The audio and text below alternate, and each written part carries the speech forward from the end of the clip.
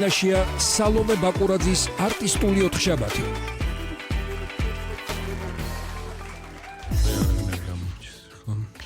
საღამო მშვიდობის ძვირფასო რადიო მსმენელებო, ოთხშაბათია დღეს, რაც იმას ნიშნავს, რომ არტისტული ოთხშაბათი სალომე ბაკურაძესთან ერთად უკვე დაიწყო FM 105.9-ზე ეს ის დროა, როდესაც თქვენ ძალიან გიყვართ ხოლმე ჩემი საინტერესო ნამდვილად არტისტული და განსაკუთრებული სტუმრების მოსმენა ჩემთან ერთად. მე ვცდილობ ხოლმე ყოველთვის შევეხო იმ თემებს, რაც ხდება ხოლმე ამა თუ იმ შემსრულებლის თავს. ვიხსენებთ ხოლმე საინტერესო ისტორიებს და დღევანდელი დღეც არ იქნება ნამდვილად გამონაკლისი, რადგან ნამდვილი პროფესიონალი ყავს სტუმრად მუსიკოსი დათო გველესიანი, რომელიც ჩვენთან ბევრ სიახლეზე საუბროდ მოვიდა. ბევრია თუ ცოტა ამას თქვენ თვითონ უკეთ შეაფასებთ, რა თქმა უნდა, ჩემთან ერთად.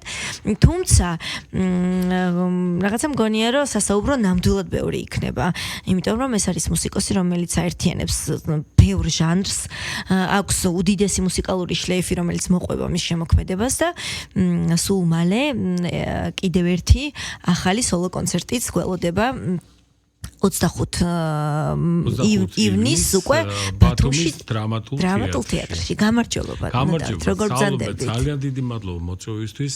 მიხარია თქვენთან ურთიერთობა, საერთოდ შემოქმედებითი, ასე ვთქვათ, ურთიერთობაც ყველანაირი და ამ ამპლუაში და ძალიან მიხარია, იმიტომ რომ ძალიან ნიჭიერად მიგყავთ ყველა გადაცემა, რასაც უსმენ. ხო, აი მე მინდა იმით დავიწყო, რომ აი ბედნიერი ვარ, რომ ეს წელი არის ჩემთვის ანსამბლ რუსთავში მოსვლიდან 40 წელი გავიდა ზუსტად. და რა ვთქვი, რომ მუსიკალური შლეიფიც აღარ ქვია ამას, უკვე იმხელა მთელი ცხოვრება, მთელი ეპოქა, მთელი მოვედი ანსამბლ რუსთავში და აი 40 წელი გახდა ამ წელს ზუსტად რაც თქვენი ანსამბლში მოღვაწეობის. კომაშულმა მიმიღო აი პატარა 20 წლის ბიჭი ფაქტიურად ანსამბლ რუსთავში ჰამლეტ გონაშვილის გარდაცვალებიდან 1 წლის თავზე. ღმერთო ჩემო. რა ესე იგი რამხელა ისტორია გაქვთ მოსაყოლი, მოსაგონებელი და ეს ყველაფერი რა კარგად იწყება უწყვეტად თქვენი და ანსამბლ რუსთავის ურთიერთობა დაიწყო 40 წლის წინ, რომელიც გრძელდება ბოლომდე. დღემდე გრძელდება. აი 2 დღის წინ სოლო კონცერტი გქონდა ჩვენ ოპერის თეატრში, ჩვენი თბილისის ოპერის თეატრში. სოლო კონცერტი იყო ანსამბლ რუსთავის, ცეკვა სიმღერა ცეკვა. ძალიან კარგად ფასაფოცხიშვილის დადგმა, მთელი გუნდი მუშაობდა ამაზე ყველაფერს და იმდენი ისეთი გამოხმაურება არის, რომ ჩვენ მე კმაყოფილი ვარ, რომ უკვე ახალგაზრდებს ნელ-ნელა უთმობ ასპარეზს და ესეთი ნიჭიერი ახალგაზრდები არიან ანსამბლში მოსული, რომ იმედი მომეცა უკვე, რომ იმ თამაშას, რომელიც ჩვენ გვეჭირა ყოველთვის ანსამბლ რუსთავს, თუ საქართველოში, თუ გარეთ, საზღვარგარეთ, ყოველთვის და ისეთ დარბაზებში, პრესტიჟულ დარბაზებში ესენი არ ჩამოწევენ დაბლად და პირიქით შეიძლება რომ მაღლაც აწიონ და ძალიან მიხარია. თქვენი კმაყოფილება ნიშნავს ძალიან დიდ რამეს, როდესაც თქვენ ამბობთ ამას, რომ აი იცით რაღაცა გამოცდილება ძალიან ფასობს. ახალი სისხლი კიდეც სალკე ამბავია, როდესაც ანსამბლში შემოდის ახალი თაობა, როდესაც ეთმობა ასპარეზი, ეს ცალკე სიამოვნება და ცალკე დიდი იმედი და ბედნიერება, მაგრამ ის გამოცდილება, რომელიც თქვენ გაქვთ, თქვენ დააგროვეთ თქვენს ნიჭთან და მოსდომებასთან ერთად, რა თქმა უნდა, ესეც ძალიან დასაფასებელია და თქვენგან ასეთი შეფასება ახალი თაობის ეს ნამდვილად ნიშნავს იმას, რომ ესე იგი ყველაფერი ზუსტად ისე მიდის, როგორც უნდა მიდიოდეს რა. მართლა ძალიან კმაყოფილი ვარ და მიხარია, იმიტომ რომ ჩვენ გქონდა რყევების პერიოდი, რაზურის გარდაცვალების შემდეგ და ძალიან მინერული ეს 5 წელი განსაკუთრებით სანამ ესე ხო მიშო ჯავახიშვილი მოვიდა სამხატვრო ხელმძღვანელად, რომელსაც აქ ენციკლოპედიური განათლება მართლიდან დავიწყოთ ფოლკლორში და აქვს უნარჩვევები ყველანაირად იმისი, რომ ასეთ ანსამბლს გაუძღვეს მისი შინაგანი კულტურა, დიპლომატიური, ასე ვთქვათ, ნიჭი და ყველაფერი კომპლექსი აქვს იმისთვის, რომ გაუძღვეს ანსამბლს და საკმაოდ მაღალ დონეზე. მეც მაინტერესებს რა, როცა ასეთ ლეგენდაზე გვაქვს საუბარი და თანაც თქვენ ახსენეთ ისეთი შემთხვევა, როგორც ჰამლეტ გონაშვილის გარდაცვალებიდან 1 წლის თავზე მიხვედით. ალბათ ძალიან ხშირად გაქვთ ეს, ხშირად გისვამენ ამ კითხვას, რომ როგორ მოხდა ეს თქვენი მისვლა რა ემოციები იყო, რა შეფასებები იყო, როგორი იყო თქვენი გაცნობა, ქონდა თუ არა აქამდე გადაკვეთა, თქვენი სურვილი იყო, აი როგორ მოხდა ეს ყველაფერი ძალიან მაინტერესებს. დრო გვაქვს შეგვიძლია ისე მოვყვეთ როგორც საჭირო. ძალიან კარგი, მაშინ უფრო თავისუფლად მოვყვები. მე მანამდე მღეროდი მეცნიერებათა აკადემიის ანსამბლ ფაზისში. გოგი დოლიძემ მიმიყვანა თავის ადგილზე, იმიტომ რომ თვითონ და რამდენიმე წევრმა შექმნეს უკვე სხვა ანსამბლი, რომელსაც ჟურნალისტები ეწოდა, შემდეგ უკვე ქართული ხმებად გადაირქვეს სახელი და რო არ დარჩესო დამირეკა მამაო, რო არ დარჩეს მეორე ხმის გარეშეო წამოდიოდა. მე მაშინ მღეროდი ქეფხიშვილის ვაშთა გუნდში, რომელიც იყო ტელევიზიის პირველ არხზე მაშინ და აი იქ მღეროდი 17-18 წლის ბიჭი ესე ვთქვათ. ხო და გოგიმ წამიყვანა ფაზში და იქ მოკლედ მის ადგილზე მღეროდი ანსამბლ ფაზში და ჩემი ოცნება იყო ანსამბლი რუსთავი, რომ ბავშვობიდან ესე იგი თქვენი სურვილი. უსმენდი ანსამბლ რუსთავს და მე გავიზარდი ანსამბლ მირანგულაში 8 წლიდან ჩოხამაც სალომე და მღერი ქართულ ფოლკლორს.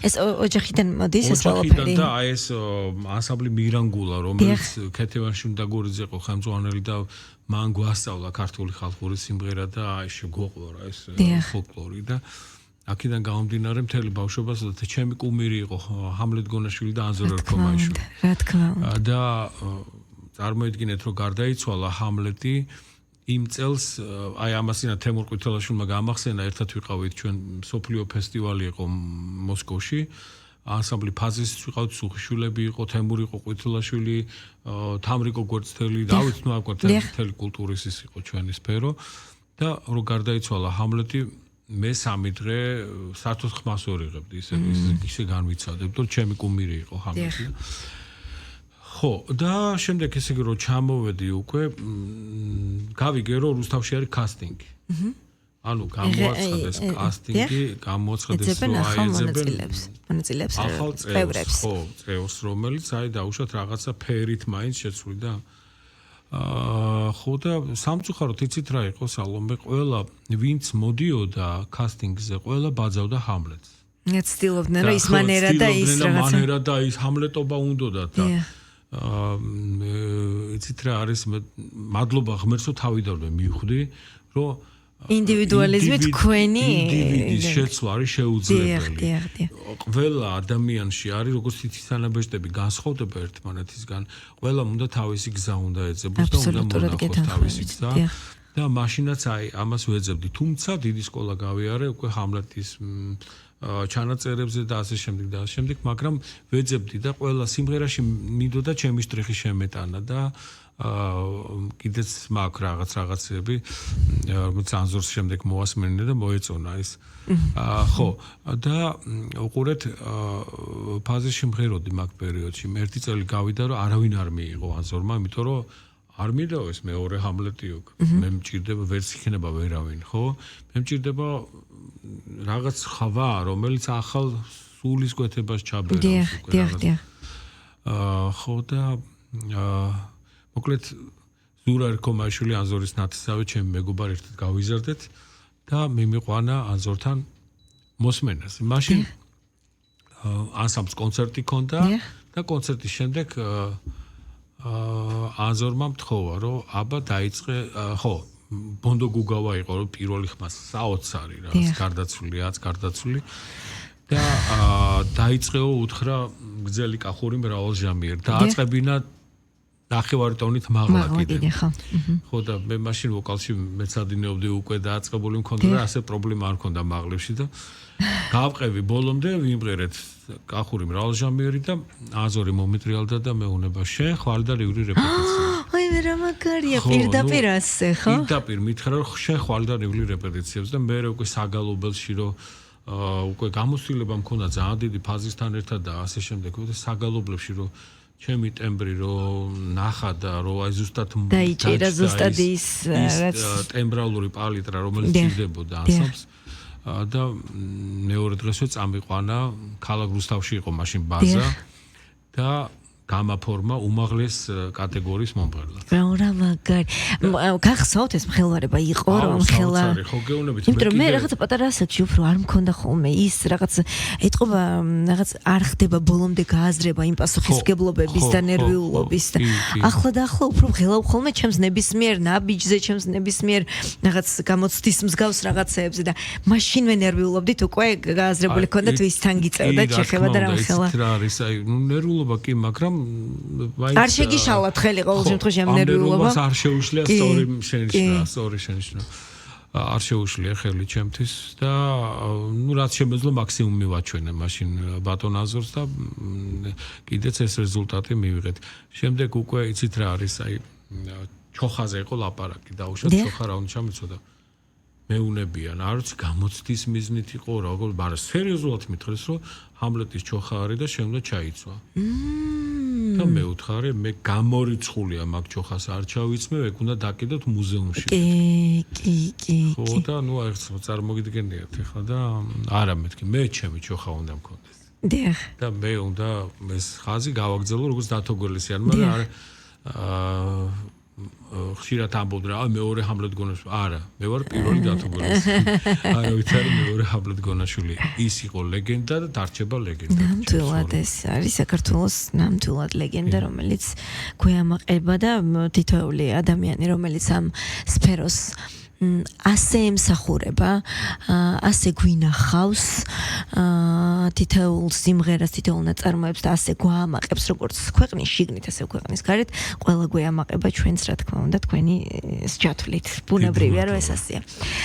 რას აი თქვენ თქვით რომ ახლა ახალი თაობა რომელიც მოდის რომ ნამდვილად ეს ის თაობაა რომელიც რაღაცა განავითარებს და ზუსტად კარგი მომავალი ჩანსო მოკლედ თქვენ თვითონ აი როგორც ერთი ინდივიდი რას აქცევთ ხოლმე შემსრულებელში სულ ერთია იქნება ხალხურ სიმღერაში შემსრულებელი კლასიკურში თუ საესტრადოში თქვენ რას გამოარჩევთ ხოლმე დამწყებ მომღერალში ან კი ბატონო აი ის რასაც ვერც ერთი პედაგოგი ვერ ასწავლის ეს შინაგანი კულტურა მუსიკალურობა ფრაზირება დიახ ანუ ამას ვერავინ ვერ ასწავლის ეს უნდა გქონდეს შიგნიდან მე ამის შეიძლება უკვე რაღაც დახვეწა დავარცხნა დრამატურგიულად გახსნა აიცით რა აი ყველა მომღერალმა დრამატურგიულად უნდა გახსნას ნაწარმოები როგორც აი სანამ წინადადებას იწყებდა ახლობით აზრი რო გიყალიბდება რომ რა უნდა თქვა იმ წამს ხო არ ფიქრობ და ლაპარაკობ და ახლობით ასია სიმღერაშიც როცა იწყებ რომ უნდა გქონდეს გააზრებული ფრაზის ბოლოს რა მოხდება ალბათ ამას გულისხმობთ ხო? აი იცით რას გულისხმობ აი გეტყვით ახლა აი როგორც კარგი მსახიობი ლექს წაიკითხავს ხო ხო ჩვენ გურამ საღარაძის ლექსის წაკითხვა ვიცით მორმანჯინორია რა თქმა აი უყურეთ ასევე ყველა სიტყვიდან გაუმდინარე ემოცია უნდა იყოს ასახული ბგერაში. დიახ. ხო? არ შეიძლება დამწყებსაც უნდა მოვთხოვოთ ეს აი დამწყებ მომღერალს დავუშვათ.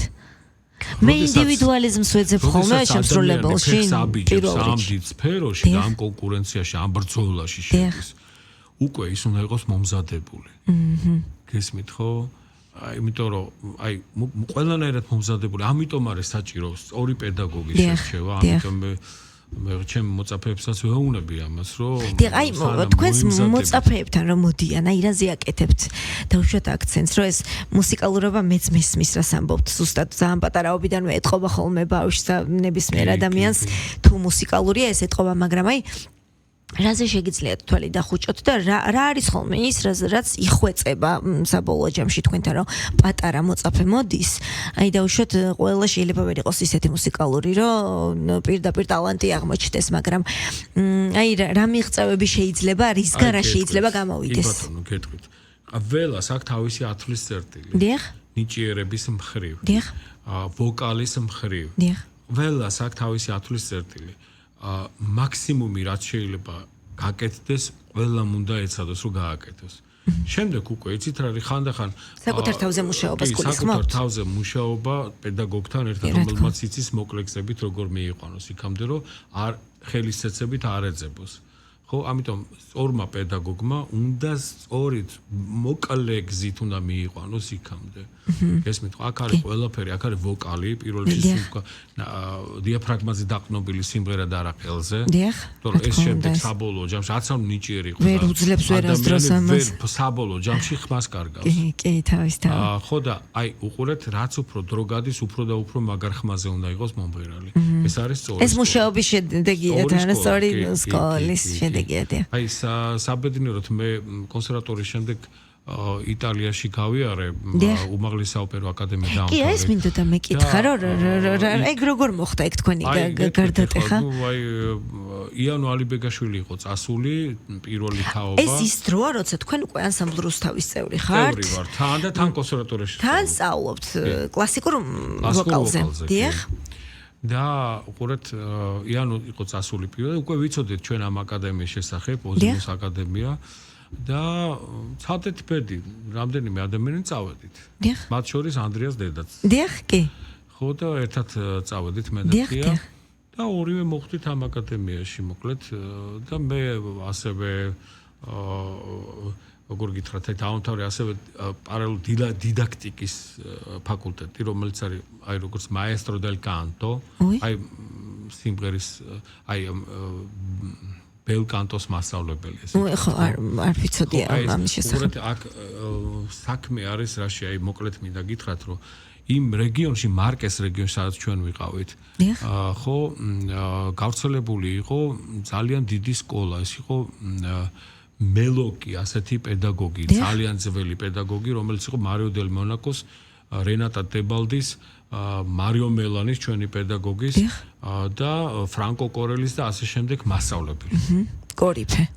აი ძალიან დიდი პედაგოგი იყო და აი მისი გამოზრდილი მარიო მელანი, რომელიც უკვე მოხუცებული იყო ჩვენ რო ჩავედით, მაგრამ ეს დიდი ენერგია მაინც ჰქონდა, იყო ჩვენი პედაგოგი და აი მის გვერდზე ასე ვთქვათ ის წლები გავატარე. და მასწავლიდა ყველაფერს აი პირველ კვინტაში როგორ მეორე ასე შემდეგ და ასე შემდეგ როგორ ინდივიდუალურად როგორ უნდა რა დიაფრაგმის რა ნაწილები უნდა იყოს ჩართული სხვადასხვა დროს სხვადასხვა მაში რა ქვია დიაპაზონის შემთხვევაში სხვადასხვა ადგილებში და მოკლედ აი ქალის შემთხვევაში კაცის შემთხვევაში ასე შემდეგ და ასე საკმაოდ რთული პროფესიაა ხო პედაგოგობა და აი იმ სკოლით ვამეცადინებ უკვე და ძალიან დიდი ასე ვთქვათ და სწრაფი შედეგები დგება ჩემ მოწაფეებთან და მადლობა ამისთვის. თქვენთვის კლასიკური მუსიკა რას ნიშნავს?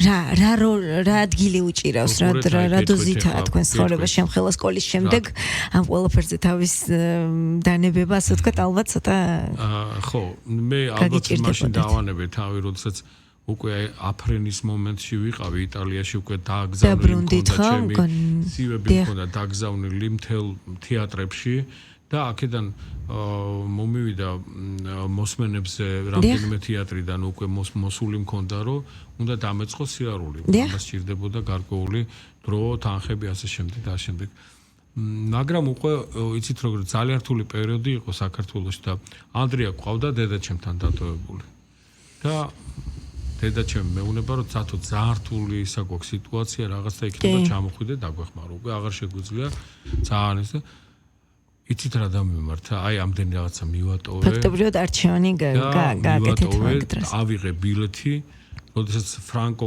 კორელი ჩამოდიოდა ერთ კვირაში და ჩვენი საერთო მეგობარი ლუჩო ბურგუნიონი მპირდებოდა რომ მასთან შემახვედრებდა და ის მომცემდა გაკვეთილებს და ეს ამხელა აი ეს როგორ გითხრათ აი იმედები და ყველაფერი დავტოვე იქ და წამოვედი და მართლა საქართველოში დავიწყე მე უკვე გავაგრძელე ეს ყველაფერი და ოდესმე დამდგარა თქვენ ცხოვრებაში ის მომენტი როდესაც აი შანსი რო გქონოდა სხვანაირად გიფიქრიათ რომ მოიქცეოდით სხვანაირად გამოსავალი არ მქონდა იმიტომ რომ სხვანაირად ვერ მოიქცეოდი ნამდვილად ხო ყველა ჯერზე ყოველთვის ასე ამარჩევანს გააკეთებდით რომ აი ანდრიაში ჩავდე მთელი ჩემი აი ეს ენერგია და ყველაფერი რაც კი შემეძლო ჩამე კი და არაჩვეულებრივი ვაჟი ყავთ რომელიც ჩემი მეგობარია კოლეგაა და ძალიან მიყვარს და მოკითხვა აქედან იცით რა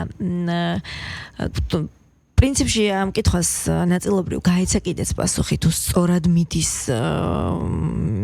ასე ვთქვათ რეპეტიციების და სწორად მუშაობს ადამიანი საკუთარ თავზე ყელი უკეთეს ფორმაში აქვს და ყოველთვის ხმა წესრიგშია მაგრამ რამე თუ გაქვთ ისეთი მოვლის საშუალებები და ხერხები როგორც უფრთხილდებით თქვენს აი ამ ინსტრუმენტს ყელს ხმას როგორ უვლით თუ უკვე ჩვევა ეს ყველაფერი და არ ჭირდება და როდესაც ორი სკოლით მღერი ნაკლებად უფრთხილდები აი ფსიქოლოგიური მომენტია სალომე აი როდესაც ორი სკოლით მღერი და ხმა პასუხობს იმ ორი სკოლის შემთხვევაში ხო ნაკლებად უფრთხილდები იმიტომ რომ აი ნაყინი არ ჭამო ის რაღაცა ცივი ადალიო სუზი რაღაცა სისულელია კი მეც ძალიან დიდი სისულელია იმიტომ რომ ნუ ეს ასე ვთქვათ არასწორ სიმღერას აქედან ის რაც ჯანმრთელობისთვისაა ცუდი ის არის ყელისთვისაც ცუდი არ უნდა ამას მე მგონი ბევრი